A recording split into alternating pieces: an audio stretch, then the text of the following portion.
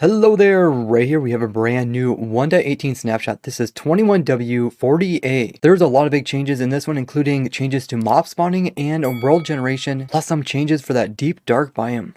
The first change they did is come in with a new ore distribution throughout the 1.18 worlds. They did this to make mining using the branch mining method down deep more rewarding. So you can see down here they came in and added in, so there is extra gold that generates below Y level -48. We also get the thickest part of diamonds down here and for redstone as well. This is probably anticipation for the warden mob, which is going to be down low. But maybe it's kind of to entice players to be down here where the warden actually is, rather than just mining at Y level 0 or slightly above, which is currently the best place to mine, as you hit pretty much every single ore. As you will now hit every single ore, even including emeralds. Notice the emeralds comes down into the deep slate, so now we can get our deep slate emeralds once again. I know in the past I talked about how they are quite rare to start with, but then they were discontinued in the early snapshots. But I told you guys not to worry because they would bring them back, so they wouldn't be a discontinued item. So once again, you can get them in survival. But they also increased the amount of diamonds overall. They also came in with iron ore and added a big chunk above Y level 0. So the higher you go up in a mountain, the more likely you're to actually find iron ore. So really tall mountains have a really good chance, which is kind of cool. So you should be able to get every single type of deep slate variation of ore. I believe we also found coal and deep slate variations. But it's, yeah, you can see it's going to be extremely rare to find. And as always, they always leave these little hidden messages inside of these pictures. This one here says, "Someday I'm going to run out of space to hide these messages." And there's also another message right down here. This is not a secret message. They updated how many raw ore you get out of copper blocks now. Before it was between 2 to 3 items, but now it's 2 to 5. So with fortune, you can get a ton of copper. And I'm in a dripstone biome, so there's even more around in this area. And just like you can use a crafting table to get 4 cut copper, you can now also use a stone cutter to get cut copper. But the advantage is that 1 copper block produces 4 cut copper blocks. They fixed a problem where, like, as you go up, you could actually reach different biomes above other biomes. So it could be like jungle down here, and then like the top of this jungle tree could be savanna, make it look really weird. They went ahead and completely removed that, so the biome is going to be the same no matter how high or low you go. The only exception is the cave biomes. These biomes will still cut off when you move upwards. You'll also notice that they came in and tweaked the size of biomes to make it similar to like 1.17. So that means they're going to be a little bit bigger than what we've seen in previous snapshots. They also came in with some new names for the biomes. So now there's Jagged Peaks, which are the ones with the snow. There's also Frozen Peak, which are the ones with ice. Old Growth Birch Forest, which is your birch forest. There's also Old Growth Pine Taiga, as well as the Spruce variation. Sparse Jungle, which are your jungle edges. There's also Windswept Forest, which are the new name for the extreme hills. There's a gravel variation of them. There's also the hills variation of them. There's a savanna version of it. They also fixed some issues with aquifers, so now they should be a bit nicer. They also came in and increased the frequency of magma blocks within the aquifers. They also added in more dungeons, especially below Y level 0. Currently, they seem like they're a little bit broken. They don't have any chests inside them. But this might be anticipation for the deep dark biome. Give more life to the bottom part of the world. They also reverted it, so now gravel can once again generate below Y level 0. They probably did this because the grays from the gravel kind of matched the other stuff that's down here, including the deep slate and the tough block. Look at this lovely geode almost completely hanging out over top of this massive cave. Probably one of the biggest changes is that they came in and removed the water lake features. We won't find any of those little teeny water lakes that you could often find on the surface. We can still find the lava ones, but they said they did this because the aquifers and all the other water sources are going to be kind of the replacement for those. They also made a change to villages. Now they're going to be a bit more spread out between themselves. This is probably to prevent some of the kind of double villages that you could find near each other. They made a change to how axolotls can spawn in. Now, last change they made was that they had to spawn inside of lush caves, and it only was in this biome. But now they made another change. It has to be with clay blocks underneath them. When before it could be any type of stone. So this really isolates where exactly axolotls can spawn in. They won't be found inside of most kind of aquifers. They also made a change to the glow squid spawns. So now these guys will only spawn below Y level 30 and only inside of water blocks. Plus, they made changes to how the other water mobs spawn. Cod, salmon, pufferfish, tropical fish, squid, and dolphins now only spawn in water from height 50 to height 64, which is sea level. So you can no longer put like my dolphin farm way at the bottom of the world, or put like my fish farms up in the air and have them work. They all have to be right around the sea level. So just make sure you place in my farms at this level. Here's some other weird things to do with the dungeons. It looks like I cut this water so it's floating there. This one does have chests.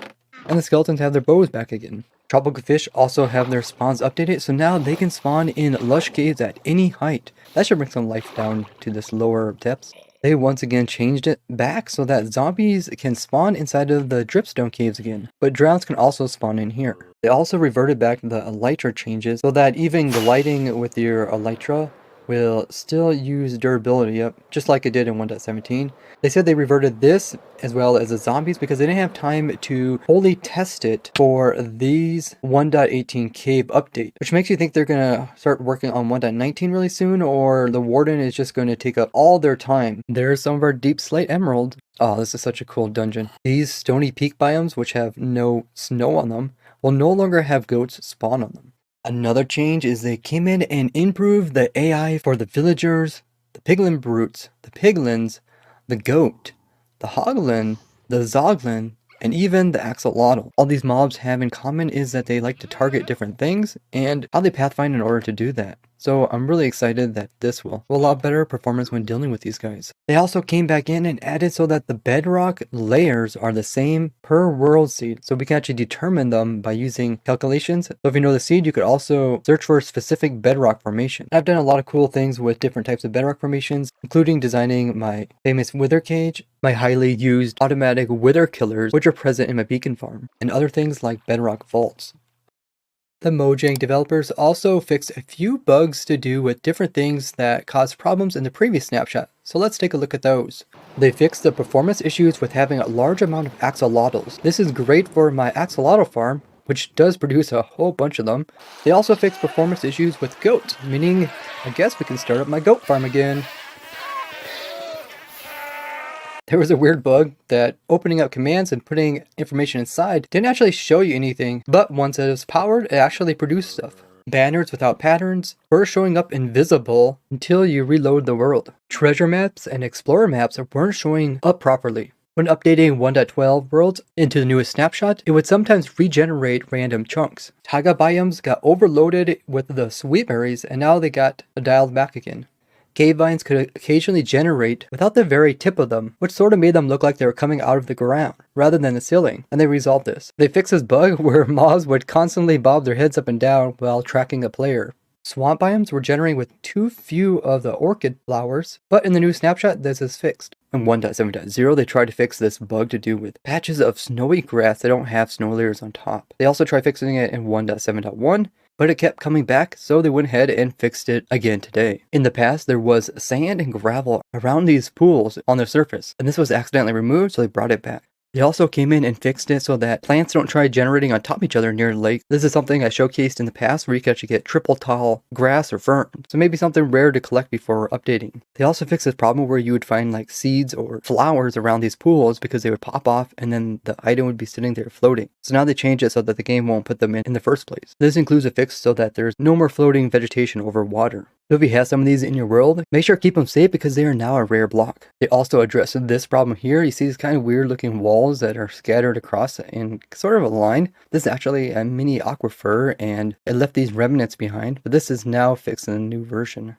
It fixed a problem where the bottoms of aquifers would sometimes have blocks missing, causing the aquifer to spew water into other caves, causing quite a mess. That has now changed. I personally think these kind of aquifers that have these abrupt edges look really nasty, especially when they just cut off, like, even if this was full, just being like that and then having this overhang, it just looks so unpleasing. So I hope they find a way to kind of like smooth those out. Something I talked about in previous snapshots is that in this locate biome command, you can still locate old biomes, and these biomes no longer exist, so they can't be found. So they went ahead and removed all these old biomes that aren't being used anymore, and this is the list of them. Essentially, there's replacements for all of these, but they're using the new terrain generation. Now, because of the new mountains that they came out with, Extreme Hills, we're supposed to be converted to being called Extreme Hills again. Except they are still called mountains inside of the game. And you can see this when I search for them and also in the F3 screen. So now this has been changed, and now only the big ones are the mountains. They also came in and fixed the problem where the biome Mountain Edge didn't exist, so they added it in. They resolved this problem where vines were generating, being placed directly through water. Pretty funny stuff, but it's now fixed. Now, 2 videos ago, I did a snapshot review, and I thought that they were going to come out with a toggle option to let you either convert your old worlds to have the new caves underneath, or leave it void underneath. And this was based off of some toggle options that they talk about, but I later said that this wasn't probably going to come into the game because the toggle option was actually for a bedrock just to get to the overall new deep caves. But it turns out that King B-Dubs did put a message out on Discord kind of saying that they were going to add in a toggle option so that you can either choose to have the new deep caves underneath your world or not. And this made the most sense as they typically don't want to mess up people's world, and that's why they normally leave the old chunks alone and only put the new stuff into the new chunks. So this is kind of a new thing that they're doing where they're actually changing the old chunks, but it's an option, so don't worry about it. If you don't want your worlds to have the new deep caves, you want to leave your bedrock there and have just air underneath, that is going to be an option. But how they implement it in, we'll see, but it should be exciting, and hopefully that kind of settles everybody's nerves. Check out this playlist here to see cool glitches in Minecraft, and check out this playlist here to see how you can automatically get almost every item in the game in Minecraft. And remember, I live stream every Wednesday, Friday, Saturday, Sunday at 2 p.m. Eastern. I would like to thank all you guys for watching, and I will see you guys in the next one. Bye-bye!